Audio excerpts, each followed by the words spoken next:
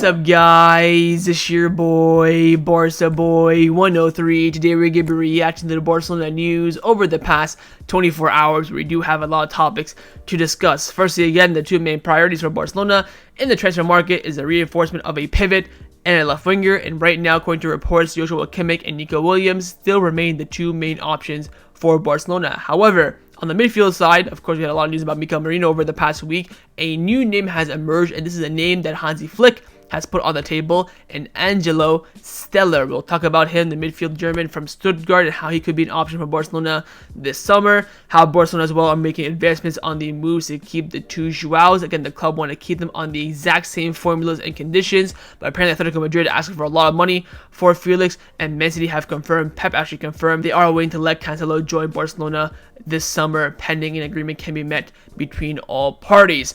Now, with players coming in, players are going to leave, and we have a big update on our captain, Sergi Roberto, who is 90% out the door at Barcelona, barring a miracle. Will Roberto stay at the club? And we'll talk about that, the details behind that, and who Roberto's replacement will be. It's going to be Casado. And finally, we do have some updates around the future of Gavi, an injury update, of course, and also how important he will be for Hansi Flick's system and style of play, and how Flick plans to have him as an integral piece of the midfield for Barcelona. Quick update on FFP as per usual as well. But before we get into it, make sure you guys smash that like button down below. Let's try to get to 200 likes this video. Be very much appreciated. Also, if you're new, make sure to subscribe down below if you haven't already, and let's get into it. Now, before we get into this video is sponsored by LU Soccer. LU Soccer is one of the most versatile and best replica jersey websites on the market. They have a variety of different teams, clubs, nations, leagues. Anywhere you're looking for a jersey, retro, authentic, they have you covered. They actually sent me a retro kit for Barcelona, the Copa edition. I believe this is the early 90s, if I'm not mistaken. Again, the quality, I tell you, on these kits are absolutely sensational. I wore it the other day. It feels absolutely fantastic. The material is great. You even have the details here in the collar and, you know, on the side. It gets everything right, and, you know, it's irrefutable to, you know, pass up on. And of course, if you use my discount code BarcaBoy at checkout, you do get 10% off your order. That's BB10 at checkout. As you can see that on the screen right now, that's how you implement it into your checkout. You use it, then get 10% off. And also, by the way, if you do end up recording what you order, you unboxing it from the package, and you upload to YouTube, you get a free jersey just for doing that. It is an absolute life hack, especially with the Euros and Copa America coming up. You want to get the home kit of your nation, also the away kit. You can order the home kit, record yourself unpacking it, and get the away kit for free. It is an absolutely sensational life hack glitch. So what are you waiting for? Of course, hit the link in the top of the description down below and check out LU Soccer today. Let's start off with the transfer news over the past 24 hours. First, we're going to be discussing again the main priorities for Barcelona this summer. That's to sign a pivot and a winger. We just gotta wait now for the 1-1 rule so we can get some actual movement going. But Relief have come out saying that Deco and Hansi Flick are clear about the positions that need to be reinforced: a midfielder, a left winger, and a defender potentially. The priority of the pivot is still Joshua Kimmich. If there is money, the chosen one for the winger position is Nico Williams. Now, Relief do also go on to say that apparently Mikel Merino and Luis Diaz are the alternative, cheaper options to Kimmich and Nico Williams, which doesn't really make sense. I think Luis Diaz would cost more than Nico Williams. Of course, Mikel Merino is a cheaper alternative to Joshua Kimmich. Again, from Germany, we're still hearing about Kimmich. They're open to selling him for the right price, and no offer has come in yet. Apparently, Barcelona and Man City are the two main clubs that are tracking the, you know, movements and situation of Joshua Kimmich. Look, Nico Williams, for me, you know the drill. Absolute dream signing for me would be the absolutely world-class movement from Barcelona. With Kimmich, it's a gamble. I would much rather go for Mikel Merino since there's a bit more longevity and there's no integration process really needed. And again, behind the scenes, attitude-wise, you do lose on that aspect. So, but if Hansi Flick really wants Kimmich, you give the manager what he wants. You back him, and then you can judge it. Afterwards, all I would say is just don't overspend. I wouldn't spend a penny over 50 million as a total package for Kimmich. You want to do 40 plus 10, 45 plus 5, 50 upright with no variables as well. That's how I would judge it. But again, he does have 1 year left on his contract, so you could just wait until next summer, sign him for free as a 30-year-old. And again, you get 2 good years out of him, or you can get 3 good years out of him now if you sign him. And then, of course, you do have to pay a premium on top of that. So we'll wait and see how things turn out. But again, there's going to be no real movement from Barcelona's point of view until they officially return to the 1-1 rule. But again, they're still going to be planning for transfers regardless. Now, staying on the topic of reinforcing the midfielder, Barcelona had been linked with a new midfielder over the past 24 hours, a name that we have not heard ever, and that is Angelo Stiller, the midfielder for Stuttgart, of course based in Germany. He used to play for Bayern Munich. When he played for Bayern Munich, guess who his manager was? It was Hansi Flick. Now, Tony Martin from Sport is the one who broke the news, and he came out saying that Hansi Flick likes Angelo Stiller of Stuttgart. Apart from Mikel Merino, his name has been put on the table at the request of the new coach. Flick knows him perfectly from his time at Bayern Munich, and his name will be discussed in the next meetings with Deco. The starting price for the German fielder would be at least around 25 million euros. So he would cost the same, maybe a bit more than Mikel Merino, German, 23 years old. And he is the profile that I would suggest based on what I've seen, what I've analyzed from him. He's a bit of a 6 and a bit of an 8, but he's not a ball winner. He is not like your natural pivot. He's kind of, a Joshua Kimmich pivot. He's very much similar profile of Kimmich, of Mikel Merino, of a Frankie de Jong, where he can defend, he can play the lone pivot, but it's not his natural position, and he's, again, not a, true ball winner in the midfield like a Busquets, like a Amadou Onana, like a Romeo in preseason. He's not that kind of profile. Now, following the reports from Spain, Germany also confirmed this, as well as Sky Germany came out saying that Barcelona are keeping an eye on Angelo Stiller. He has a contract with Stuttgart until 2027 with no release clause. Stiller feels very comfortable at Stuttgart, but if concrete offers come in, nothing can be ruled out. So he's kind of on the wavelength, like if I stay, cool. If I get a move to Barcelona, also cool. So we'll wait and see how things turn out in this regards. I think, again, it's not the correct profile that we need, and also if we're spending money on this kind of profile, kind of a hybrid 6, more so of an 8, I'd rather get someone with experience. The midfield is so young. You have Casado, Gavi, Pedri, Fermin, and you could even argue Frankie de Jong is just now maturing, just now entering his prime, so to speak. I want someone with a bit more experience, someone, between the age of 25, 27. So Mikel Merino does fit that a little bit. I think he's a bit more, of course, on the older side. But I personally would rather sign Mikel Merino ahead of Stiller. I think with Stiller, the issue will be, again, the integration process, new country, new city, at such a young age that he's already at. He's going to, of course, have competition for youngsters as well, like Fermin, Casado, who I forgot to mention earlier as well. With Mikel Merino, there's no integration period needed for him. He already knows the majority of the players. He knows the league as well, and he slots right in. I think he definitely is a better player right now than Stiller, but I think the short to medium term with Mikel Merino will be better than the medium to long term with Stiller. That's how I personally see it. But it's still a good option. If we do sign him, I wouldn't be too upset with it. I just prefer Mikel Merino. But again, if we do sign him, I'll fully back it. It's not a terrible name profile as well, with the price being in the region that we are looking for. So we'll wait and see how things turn out. Again, it's the name that Hansi Flick has put on the table. Does not mean we're going to go for him. That doesn't mean he's a concrete option. But discussing midfielders that are kind of a hybrid 6, a hybrid 8. You have, of course, Mikel Merino on the table, Joshua Kimmich, and now over the past few days, Hansi Flick has brought up the name Stiller in that conversation as well. Now, 2 other key signings that Barcelona do want to complete, of course, within, I would say, the next month is, of course, the signings or, resolving the situation of the 2 Joaos. Now, Relivo have come out saying that Barcelona will only keep the Joaos if their parent clubs accept the same loan terms as they are currently on. Now, of course, it would be without shadow of a doubt a Barcelona masterclass if we keep them both on the exact same cheap terms that benefit Barcelona more than it benefits Man City and Atletico Madrid. But I think that's far from the reality. I think that Barcelona will have to do a bit more to try and keep them. I think, again, I would make some extra movements for Cancelo, not more so for Felix. We do have some more additional information on them. Firstly, on Joao Cancelo. Pep was, doing some interviews recently, and he was asked on the future of Cancelo.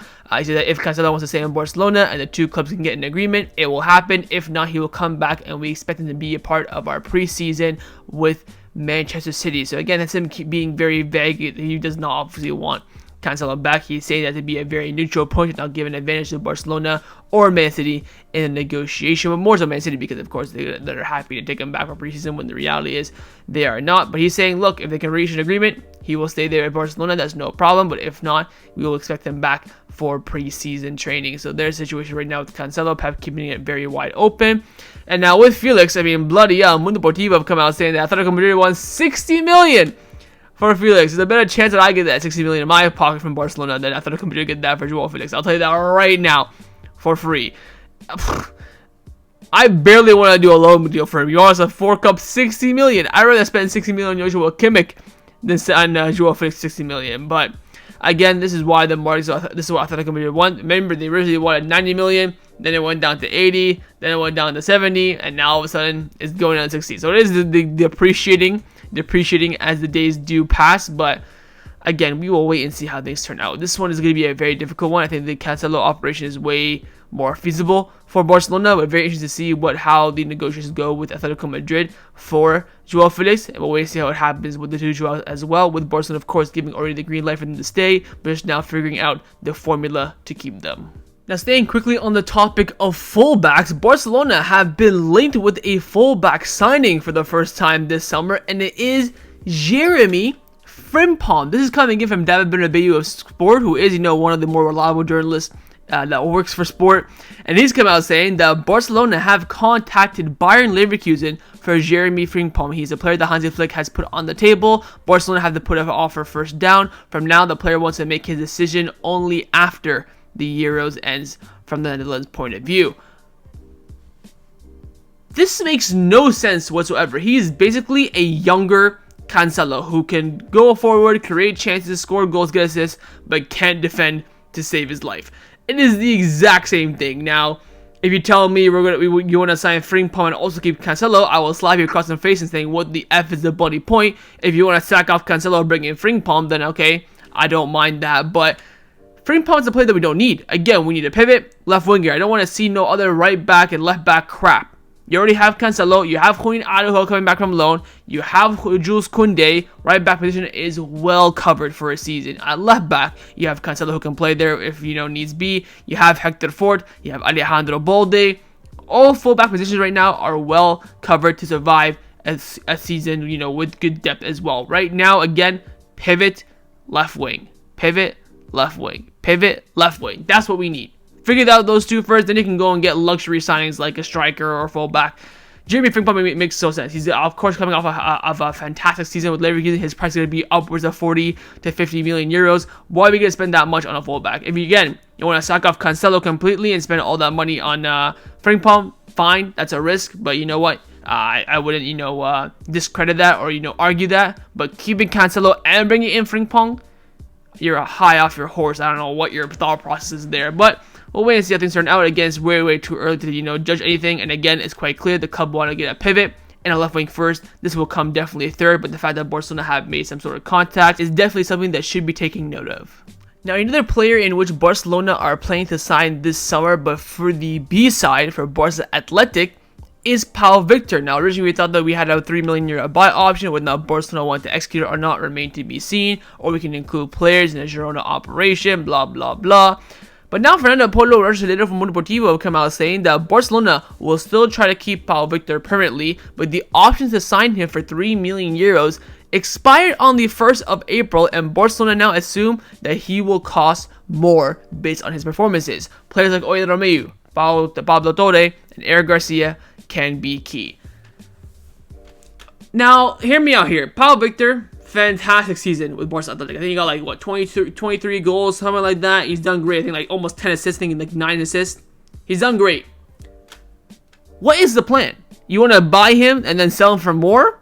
I mean, if at this point now with no buy option, Girona are going to try and finesse you for something, what's the point? You could, of course, offer Romeu, Pau Victor swap deal, then sell Pau Victor for more than Romeu would worth because, all this stuff. Okay, yeah. But what's the plan with Pau Victor? To keep him at Barca Athletic for another year? Hey, no way he's getting in the first team. You have Victor Roque, Mark Guiu, and Robert Lewandowski, who all three of them are ahead of him. There's no chance in that regards. So is the plan here just to completely flip and make money on him? If that's the case, why are you going to give up a player that's worth 15 million like Eric Garcia or a player that's worth 10 million Pablo Torre? It makes no sense. Again, a Romeu, Pau Victor swap deal, I'd be absolutely all over, but surely Girona are not that dumb to fall for that. So I question the reason for signing Pau Victor. If it's just to flip money, I would, proceed with caution. But if it's, to maybe integrate him for Barca Athletic for one more season, then see how he does, then that's a different scenario. So we'll wait and see how things turn out. But again, the €3 million buy option for Pau Victor expired in April, which, by the way, makes no sense. I don't know what buy option expires, and that's not at the end of the season, but that's nonetheless, that's, besides the regards. In order for Barcelona to keep Pau Victor, they have to start negotiations fresh with Girona. Let's now discuss the players that have been rumored to leave Barcelona over the past 24 hours. First up, it's your boy out with the ACL injury in Sergino Dest. Reports are coming in from the PSV media saying that PSV will try to sign the injured Sergino Dest from Barcelona. No significant process has been made so far, but the plan remains to secure him once Barcelona show some sort of flexibility. I mean, we are just in a shit spot with Dest. Not to beat around the bush, he's done an ACL. We cannot sell him. The only club that's interested in him is the team that he was currently at. With PSV, because of how well he's done.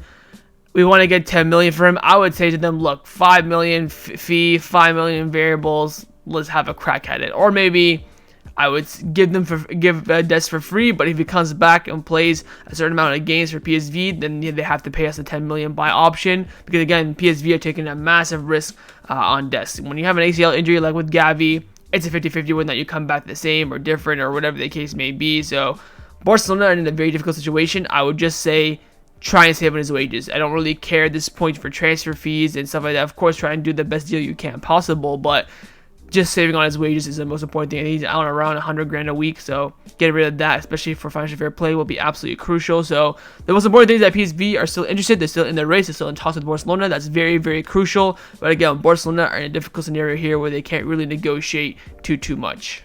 Now, another lone player who Barcelona do want to get rid of this summer is Ansu Fati, with the Renewal reporting that Barcelona will find a way out for Ansu Fati this summer despite the player's desire to continue. All I can say is this: Ansu Mano, just hold on tight.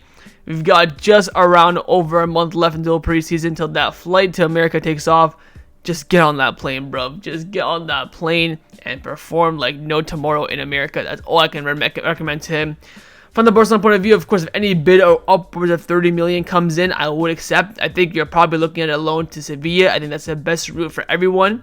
Of course, Ansu has 2 years left on his deal, so next summer he'll have 1 year left on his deal, so you still have some sort of market, some sort of margin to sell him. Right now, after his failed loan move at Brighton, he has no value whatsoever. I mean, someone bidding 20 million plus would be the risk of a lifetime from their perspective, but I just want us to succeed at Barcelona, man. That's just me. I get it. I have stock in him. Yes, I have no proof to back it up whatsoever, but just give him one more chance, man. I mean, he's had no chances since that meniscus injury. Issa Mendy, you have blood on your hands, you absolute Algerian turd.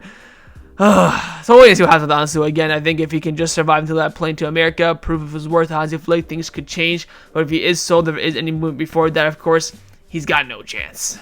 Now, the biggest news around Barcelona over the past 24 hours is in the exit category, and it is around the future of Sergi Roberto. Now, Markov came out saying that sources close to negotiations suggest there is a 90% chance that Sergi Roberto will not renew his contract with Barcelona. He has already started listening to other offers that he has on the table from different countries. Again, this all has to do with the registration issue. Mateo Merito has also come out saying that Barcelona have asked Sergi Roberto to wait essentially until August to see if they can register him or not. Roberto and his camp are not willing to wait until then to find out the answer. For that reason, he has 1 foot out of the door at Barcelona. The feeling right now is that this might be his last season at the club. Roberto's in talks with other clubs, including one in Europe. Again, look, I think he should have left last summer.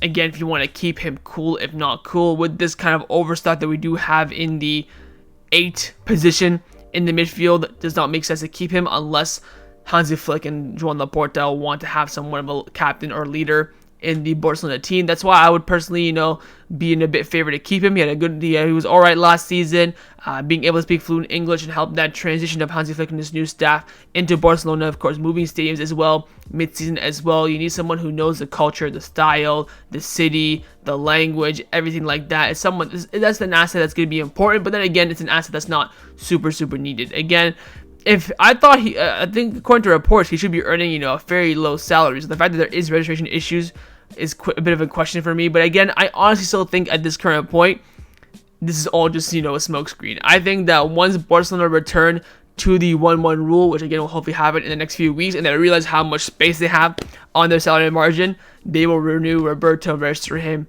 no problem. But again, the Roberto replacement right now, according to rumors, is going to be Marc Casado. Sport have come out saying that Marc Casado is expected to have a first team number after signing his renewal. Players like Marc Guiu, Marc Bernal, Hector Fort, and Unai Hernandez are also expected to be part of the preseason under Hansi Flick. So Casado expected to be given a first team number. So might as well just give him 20 or pass down the Roberto reign. I think again, I do still think again that once we return the 1-1 rule, I feel like Barcelona will register Sergi Roberto, but I also feel like now they're going to register Casado. At this point, it's going to be either or. There is no point having both these players in your squad, and if Barcelona are pressing so heavily for this Casado renewal, might as well sack off Roberto. I think the way we've done it isn't the greatest yet. Again, I think he deserves somewhat of at least a clap off or a send off like Xavi got against Vallecano, where he's clapped off. The fans showed his appreciation, even though we didn't know the exact extent of his future. I think Roberto deserves that, at least, of course, not a mosaic or like a speech or anything big like that. But game is game, I guess, is the main saying here. So we'll wait and see how things turn out in regards to the future of Roberto. But right now, I think that the club and also the fan base kind of agree that either one of Roberto or Casado should be in the first team next season, and all roads right now are definitely pointing to Marc Casado being the chosen one. So wait and see what happens on the official news and the official reports of Roberto's renewal. I think once we pass June the 30th, the club will probably make an announcement whether he's going to renew or stay. But very, very interesting situation. We've already heard some reports as well that he could even train for preseason despite not being under contract at Barcelona as well. So I think there's a lot of scenarios that are open because again the club do want to keep him. They're telling him to wait until August, but he just doesn't want to take that risk. If Roberto waits till August and then the club can't renew him, then he's left without a club, minus 1 month away from the start of the season. It's going to be difficult to find a move during that point of view. So a lot of teams want to bring them in now, new signing, free signing as well, get them integrated and stuff like that. So I can see both sides to it. But I still honestly believe that Roberto's going to end up staying. But again, the reports are saying that he's basically out the door. So wait and see how things do turn out. But again, the future of Roberto, very, very far away from Barcelona as things currently stand. Let's now discuss some of the news surrounding Barcelona over the past 24 hours. Firstly, we do have an update on Gavi's injury and how important Gavi will be for Hansi Flick. Now, firstly, Brasileiro Mundo Deportivo came out saying that Hansi Flick will land in Barcelona between today and tomorrow to start laying out the foundation of his project. The idea is that he will make his first decisions in the next few days and then leave again before returning for preseason. Of course, he was at the handball European Championship final game, which with Joan Laporta. So he's in and around the sporting sector at this point. So I guess the plan for him is to come to Barcelona for a week, leave for another week, and then come back to really get integrated and start the preseason. So again, despite how he's going to integrate, despite his travel plans, does not matter to me. What matters to me is his decision making and how he plans the squad with Deco, and also when he does want to start the official training for preseason. Now, one player that's going to be very, very crucial for Hansi Flick in his system and style of play will be, of course, Gavi. Now, Fernando Porto of Mundo Deportivo has come out saying that both Barcelona and Gavi's entourage, they see him as an ideal player to play in Hansi Flick's double pivot in that deeper position. The player also sees it with good eyes. He likes to be more central, press, recover balls, distribute passes, and move forward and track back quickly. Gavi is waiting for his moment now, and he's eager to compete again and earn that trust with Flick. A double pivot of Gavi and a natural DM like a Zubamendi or Onana. Oh,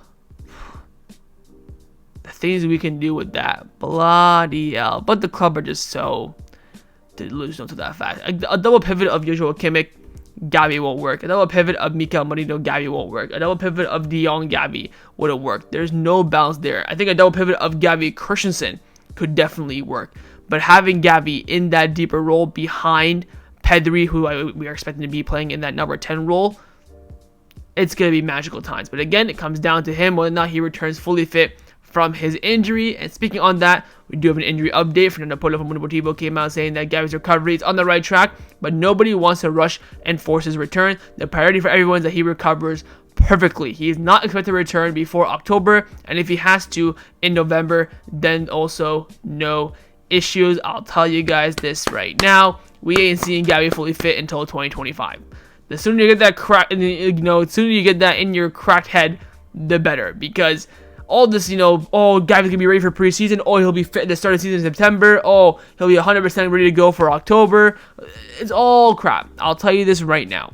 He won't get the medical green light until end of November. We'll probably see Gavi come off the bench beginning of December for like 30 minutes just to get the vibes going. Oh, Gavi's back. What? He will not be 100% fully fit, ready to go, peak level, peak rhythm, peak condition until the new year. I would probably even say post Super Cup as well. If he can be fit for the Super Cup, I think actually, if I'm Gavi, that's my main goal, to be 1 billion% fully fit, ready to go for the Super Cup. That will be my aim. So hopefully that is the case. But again, Gavi coming back in October, November, I think is wide of the mark. But again, pre-injury Gavi in a double pivot in Flick system with a proper DM beside him, Lord have mercy, we're gonna cook. So we'll wait and see how things do turn out with Gavi's recovery. But again, he will no doubt be a crucial player for Barcelona for the present and the future, regardless, to be honest, of who the manager is.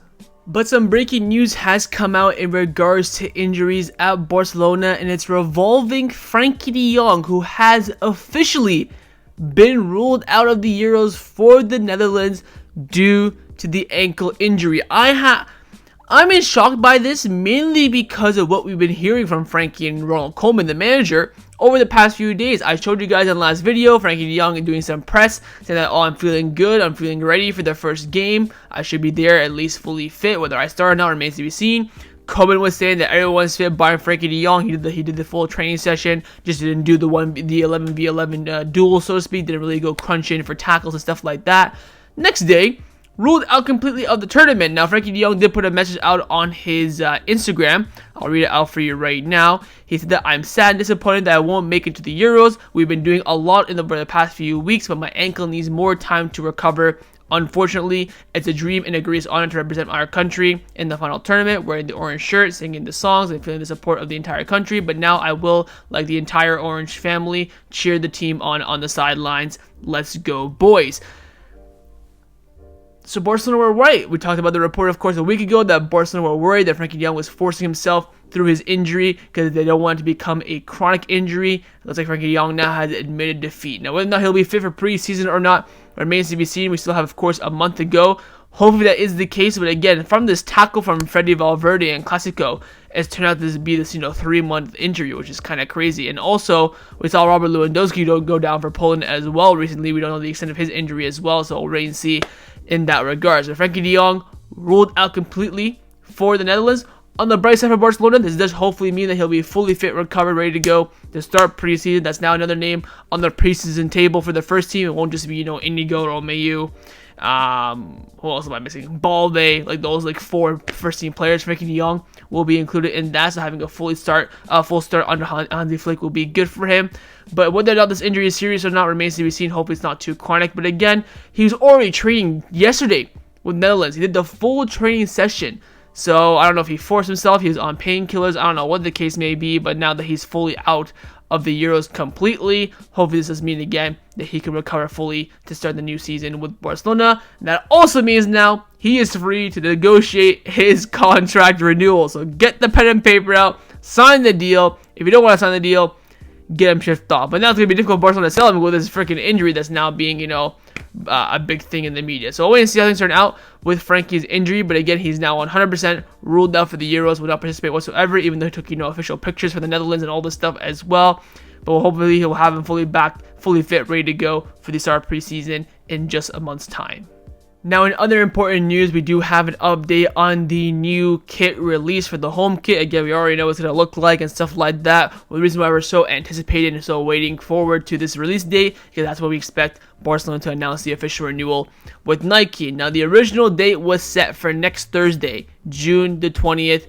It looks like we got delays, and these delays are kind of worrying me a little bit. Mundo Deportivo have come out saying the release of Barcelona's home kit for the 24-25 season could be delayed until the beginning of July. The club is waiting to close the agreement with Nike before launching the kit with the, of course, commemorated 125th anniversary of the club. The shirt for next season has not reached the stores either, and the players did not record the video in the original shirt. The new shirt will be photoshopped with the players' faces and bodies on it. So the players never actually recorded and did promotion stuff with the actual kits. That's all going to be photoshopped, so it's going to look very, very weird, but I mean, I don't know how the club are going to manage to finesse that. Hopefully the marketing team and the Photoshop and design team can, can finesse something good, but we'll wait and see. Now, also, memorabilia on Twitter has come out saying the release date of the home jersey for the 24-25 season has been postponed from June the 20th, Thursday, to the Tuesday the 25th. The change was pushed back to the 25th in the Nike database product launch list, what is not meant to be 100% confirmed. He also showed us a kit of Frankie de Jong in the third kit for next season, which again still looks a bit weird to me, especially with the Nike logo being upside down. But nonetheless, everything's being delayed now. You're talking about June 25th. So what's that? 5 days before the deadline. I mean, bloody hell, Lord have freaking mercy. You know what? I'm going to throw in the FFP news here as well. We'll just end off the video on this smart. Relevo came out saying that this time both Barcelona and La Liga are optimistic that the club will be able to be within the 1-1 rule. La Liga will announce the status of the club in, of course, the next few days. At some point this week, the La Liga will release the salary margin for the entire league, not just Barcelona, of course. So once we get that number, we're going to have some, good indications on how, things are going to be looking. But again, these delays are not filling me with too much confidence, especially when we're so close to the deadline. June the 20th, you had about a 10-day window. 25th, you got about 5 days now, and everything's just going to be delayed. And now the announcement's going to be looking like crap because the players didn't even take pictures in the kit as well. It's all going to be photoshopped and stuff like that. So it's an entire fiasco. All I can say is this: let's just hope this deal. Again, the deal's agreed and everything. Just now fine-tuning it, getting everything ready for the announcement. There's already been a full agreement reached. So, I mean, I don't know what's taking it so long, but we shall see how things turn out. But again, hopefully Barcelona, the main goal again is to reach the 1-1 rule by the end of this month, and the kit deal will be an important factor in achieving that goal. So that was my reaction to the Barcelona news over the past 24 hours. Hope you guys enjoyed this video. If you did, make sure to leave a like, and of course leave me your thoughts down below in the comments on everything we discussed. The main thing I want to see, of course, is your thoughts on that midfield reinforcement of Angelo Stiller as an option there. Would you go for him, Mikel Merino, Joshua Kimmich? Thoughts on the left wing position as well. Who would you go for, Nico Williams and Luis Diaz? That should be a fairly simple answer. Second, your thoughts on these Joaos. Again, what would be the formula you would want to keep them? Would you even keep them in general? Third, your thoughts on the exit of Sergi Roberto. What are your thoughts? Would you keep him? Would you move him on? Would you rather have him or Casado as part of the first team next season? And finally, your thoughts on how important Gavi could be in Hansi Flick's system and team next year. And do you think he will recover 100% from his injury? And of course, make sure you guys subscribe down below if you haven't already. And I will see you guys next time on the channel. Take care and Forza Barça.